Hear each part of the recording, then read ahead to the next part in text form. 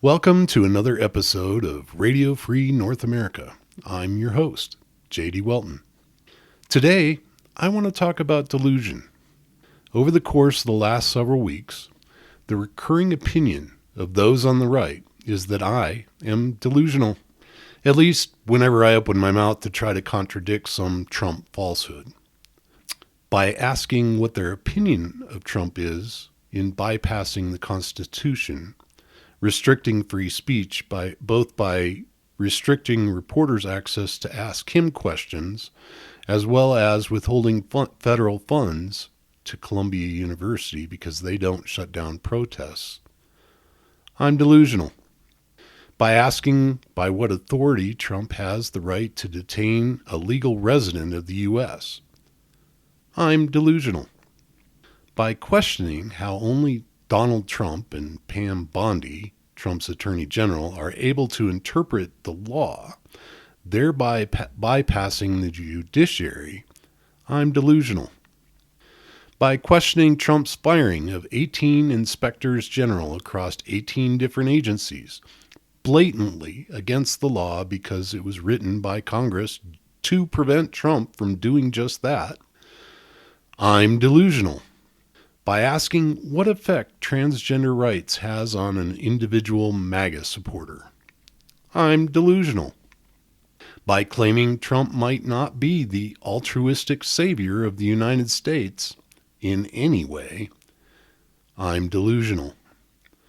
By challenging someone who claims to back the blue, by questioning how they can do so when they also support Trump's pardon of 174 January 6th insurrectionists, all of them convicted of assaulting Capitol Police with a deadly weapon. I'm delusional. I'm starting to sound a bit like Bill Engvall. Here's your sign. So let's start by looking at the dictionary definition of delusional. According to Webster's dictionary, delusional means 1A, something that is falsely or delusively believed or propagated. 1B, in psychology, a persistent false psychotic belief regarding the self or persons or objects outside the self that is maintained despite indisputable evidence to the contrary. Also, the abnormal state marked by such beliefs. 2. The act of tricking or deceiving someone. The state of being deluded.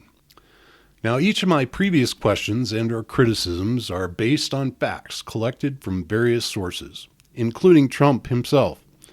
As far as I can tell from the definition of delusional, to base one's beliefs on research and facts is not delusional.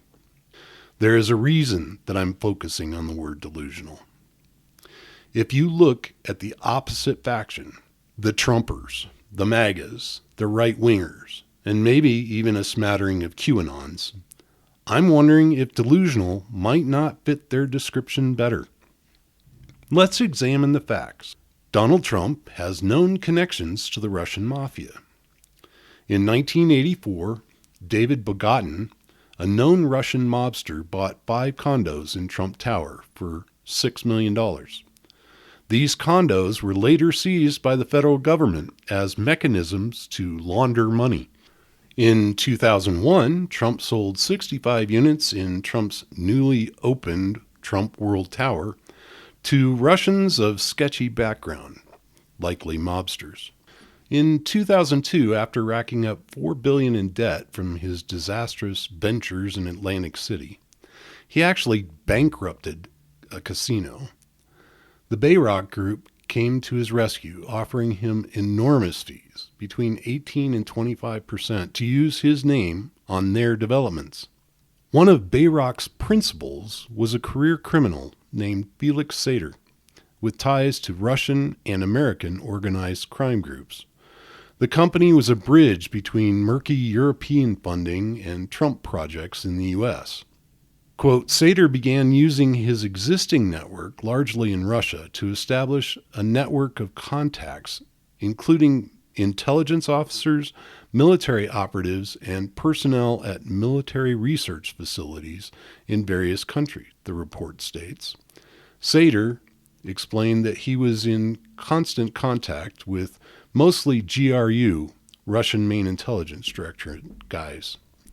Glenn Simpson, co-founder of research firm Fusion GPS, testifying before the House Intelligence Committee in November of 2018. His testimony was that Trump had ties to Russian mafia figures who laundered money through Trump-owned and licensed properties. He said, quote, "We also had sort of more broadly learned that Mr. Trump had longtime associations with Italian organized crime figures. And as we pieced together the early years of his biography, it seemed as if during the early part of his career he had connections to a lot of Italian mafia figures. And then gradually during the 90s became associated with Russian mafia figures. By the 2000s, he continued, various criminals were buying Trump properties. Donald Trump doesn't pay his bills. Trump has been involved in 3,500 lawsuits, which charge that Trump refused to pay their bills. One bill from 30 years ago essentially caused the demise of a 3-generation cabinetry business due to an unpaid invoice of $38,600.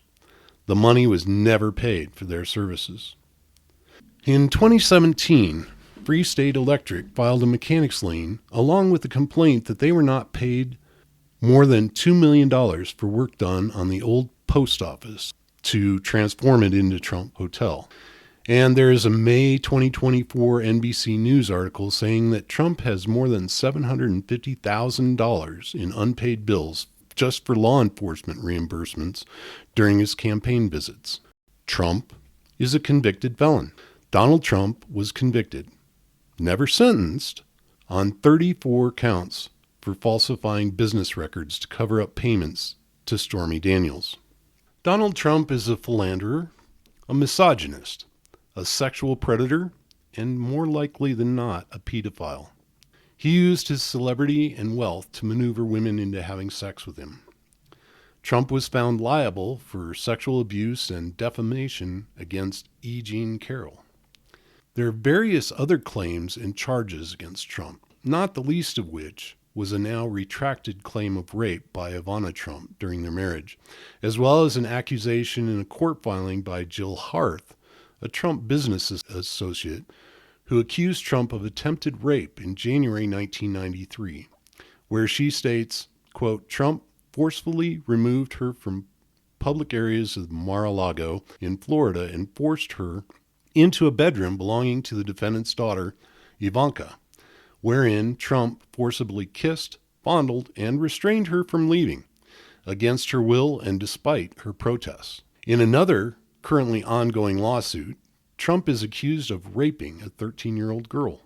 Trump is a known associate of Jeffrey Epstein, traveling on his plane and visiting his properties, including his private island, multiple times. Epstein is a known pedophile and sexual molester who regularly trafficked women, many underage, for the rich and powerful, up until his death in federal custody in 2019. The uproar right now on the right is, who killed Epstein? My question, who had the most ability to kill Epstein? Donald Trump was president at that time. And I haven't even started into Trump's links with the KGB and FSB intelligence agencies, along with his adoration of Volodymyr Putin. My point is, if we're looking at who is delusional, who is more delusional?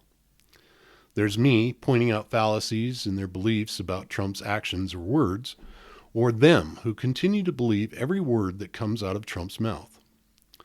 What is it about Donald Trump? A failed real estate tycoon, 6 times bankrupt, a reality star, a crass, misogynistic, lying con man, twice impeached, that not only inspires people to follow him, but creates a cult of personality where his followers cannot abide any criticism. They believe every word he says, and they seem to worship the ground he walks on. During his procession down to the podium in the House chamber for his most recent speech, Republican senators and congressmen were clamoring just to touch him. It was as if they expected to be miraculously saved from some illness or bestowed with his grace just by his physical presence. Even those of his constituents that didn't vote for Trump but voted against Kamala are Trump apologists and cannot abide any criticism of his actions or comments. When called out on it, they immediately pivot to comparing whatever topic we're on with something that some Democrat did in the past in order to deflect. Generally, it's Biden, but it can be anyone in that cast of characters. Recently, one of his supporters brought up the actions of Democrats during that speech I mentioned before, surrounding the little boy with brain cancer that they had.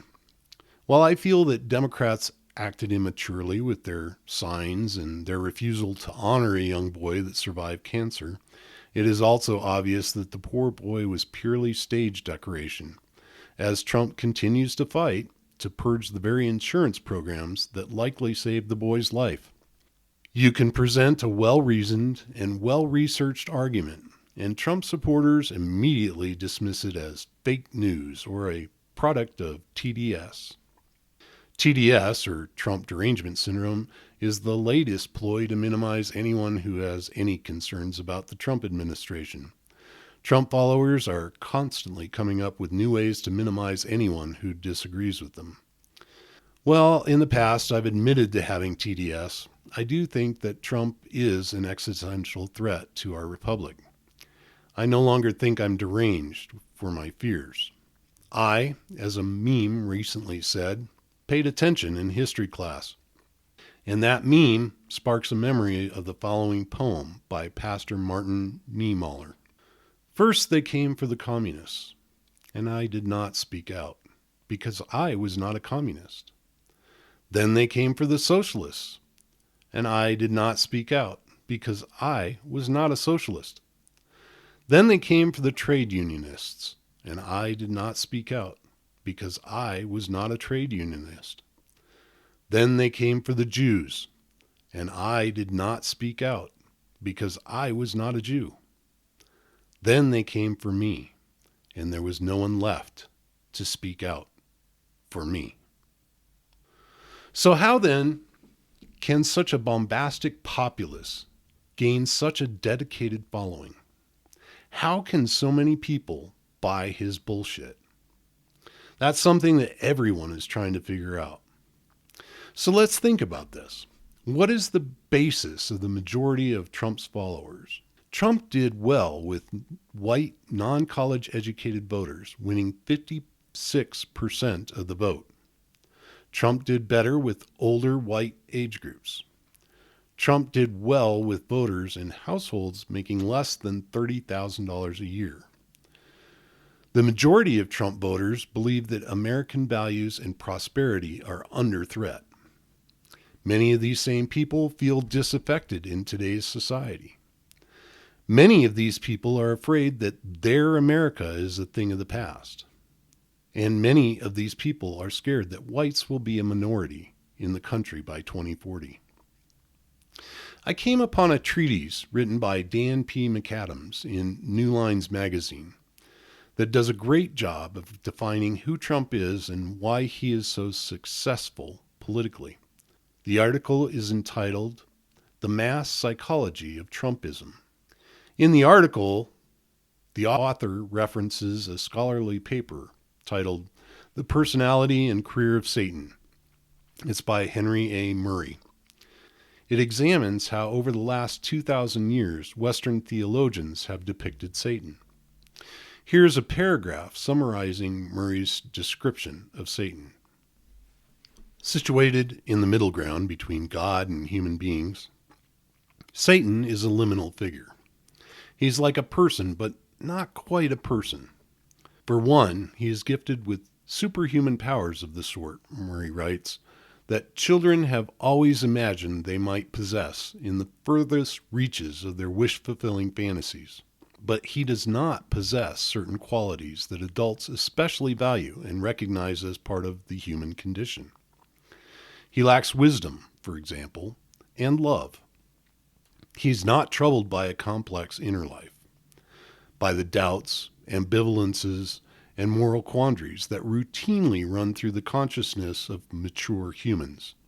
He is instead like the modern conception of a superhero. Satan is one-dimensional and mythic, an idealized personification, rather than a fully articulated person.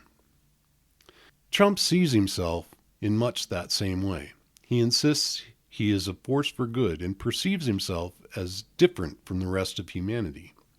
He often compares himself to be a superhero, but he is incapable of describing an inner psychological life, identifying any traces of reflection, emotional nuance, doubt, or fallibility. McAdam, in his book, The Strange Case of Donald J. Trump, A Psychological Reckoning, argues that Trump lacks the narrative understanding of himself in time, that there is very little of a story in his head about who he is and how he came to be. McAdam describes him as the episodic man, quote unquote, living outside of time, fighting in the here and now, episode by episode, day by day. Tom Griffin, after negotiating a deal with Trump in a Scottish pub, said, "It was Donald Trump playing Donald Trump. Trying to understand if he actually saw the real Trump, he came to the conclusion that yes was the answer. Trump was playing the role of Donald Trump, and thus was all of what Donald Trump is, a caricature of who Trump thinks he should be at any one time." So how do his supporters not see through this one-dimensional TV character? Many of his supporters see Trump as he sees himself. A liminal figure, superhuman but also lacking qualities that most people possess. A figure who is more than a person but less of a person too. In their eyes, he possesses extraordinary powers wielded for good against evil. Who cares if he's flawed? In fact, his flaws are part and parcel of his wonderfulness. He is a special case for whom exceptions must be made. Though he professes no religious faith and is arguably the least religious president in history, he commands support of 84% of the white evangelical Christians. Why? Because he agrees with them that we live in a fallen world full of vicious people. In a 2019 Fox News poll, 1 in 4 Americans reported that they believed God wanted Donald Trump to become president. In 2017, James Robinson told Trump, "You are, in fact, an answering to a prayer. I think you have been designed and gifted by God." From the standpoint of evangelicals, Trump's divine mission is to defend Christianity and the traditional values and practices associated with it from an onslaught of godless secularism. They desperately need a warrior to fend off the deep state, the libs, the media, and intellectuals who denigrate the good people of faith. They don't care that he is crass, misogynistic, or in any way flawed. They want, as Robert Jeffries, the pastor of the First Baptist Church of Dallas, said, quote, "I want the meanest, toughest son of a gun I can find," end quote. And in their minds, that is Trump. It is recognized as one of the keys to Trump's appeal among working-class white Americans is his ability to channel and give voice to inchoate rage, resentment, and grievance. But his emotional effect has been missed by some. He also evokes a sense of enjoyment and thrill. He creates a sense of belonging. He has the power to make good people feel good, quote unquote. A delicious enjoyment that borders on farce and shamelessness. It is suggested that the camaraderie with Trump and his supporters go with the expressions of anger and hate. The fun Trump invokes is of the taunting kind, making fun of others, the enemy. Authoritarians make their followers feel good by repeatedly and forcefully proclaiming that they are the good people and that their enemies are bad. Going back to Mussolini, authoritarian strongmen have presented themselves as liminal figures endowed with special powers to protect the group for an evil world. But beyond the leader himself, authoritarianism is also about a special dynamic that exists between the leader and his followers. A set of beliefs and values that people attracted to the leader readily endorse. They contain an admiration of the leader to the point of hatred and aggression toward any who challenge the group or the leader, often demonizing or dehumanizing those who do. So where does this leave us? If we accept that Trump and his most ardent supporters exist in a world shaped not by facts, but by emotional appeals, grievances, and deep-seated need for a savior, then how do we even begin to bridge that divide? If logic, evidence, and history hold no power over those who have fully bought into the myth of Trump, then what is left? This is the fundamental challenge that we face. It's not just about politics. It's not about conservative versus liberal, Republican versus Democrat.